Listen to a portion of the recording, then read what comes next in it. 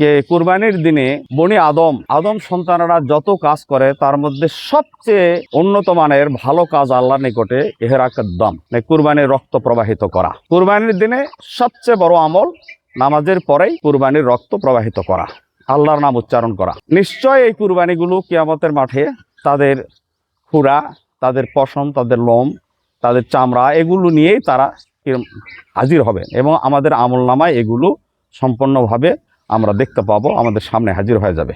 আসসালামু আলাইকুম ওয়া রাহমাতুল্লাহ। ওয়া আলাইকুম আসসালাম। নাহমাদুহু ওয়া নুসাল্লি আলা রাসূলিহিল কারীম, আম্মা বাদ। আউযু বিল্লাহি মিনাশ শাইতানির রাজীম, বিসমিল্লাহির রহমানির রহিম।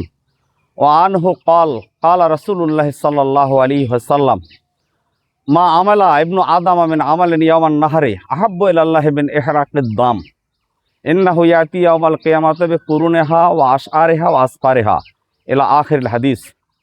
সম্মানিত হাজিরিন, আজকে আমরা ব্যায়ামের পরে দ্বিতীয় সেশনে আমরা এখানে কুরবানি সম্পর্কে আলোচনা করছি। যেহেতু সামনে কুরবানি, প্রাসঙ্গিক আলোচনা করা উচিত।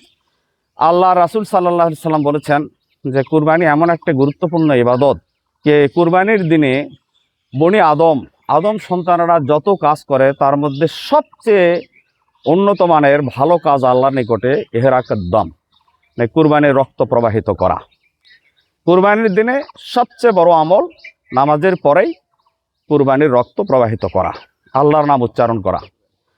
নিশ্চয় এই কুরবানিগুলো কিয়ামতের মাঠে তাদের খুরা, তাদের পশম, তাদের লোম, তাদের চামড়া এগুলো নিয়েই তারা হাজির হবেন এবং আমাদের আমলনামায় এগুলো সম্পূর্ণভাবে আমরা দেখতে পাবো, আমাদের সামনে হাজির হয়ে যাবে। তবে কুরবানিটা হতে হবে আমাদের আত্মিকভাবে হাকিকি কুরবানি হতে হবে। কারণ আল্লাহ পাক বলেছেন, আল্লাহ রাসূল বলেছেন, ইন্নাল্লাহা লা ইয়ানজুরু ইলা সুওয়ারিকুম ওয়া আমওয়ালিকুম ওয়ালাকিন ইয়ানজুরু ইলা কুলুবিকুম ওয়া আমালিকুম। আল্লাহ রাসূল বলেন যে আল্লাহ তোমাদের কোনো বাহ্যিক চেহারা, সুরত, বেশভূষা, লাবণ্যতা এগুলো আল্লাহ দেখেন না। তোমার অর্থের দিকে আল্লাহর নজর নাই।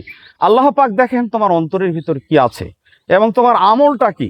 কাজেই আমরা আত্মিকভাবে আমরা আল্লাহকে খুশি করার জন্য আমরা মহান কুরবানির ইবাদত পালন করব। আল্লাহ আমাদের তৌফিক দান করুন এবং আমরা যে কুরবানির জন্তু ক্রয় করেছি অথবা এখনও যারা ক্রয় করিনি তারা আমরা যারা কুরবানি দেওয়ার নিয়ত করেছি, আল্লাহ আমাদের নিয়তের মধ্যে পরিশুদ্ধতা দান করুন এবং এই কুরবানির ফজিলত আল্লাহ আমাদের দান করুন। আখিরু দাওয়ানা আলহামদুলিল্লাহি রাব্বিল আলামিন। আসসালামু আলাইকুম ওয়া রাহমাতুল্লাহ।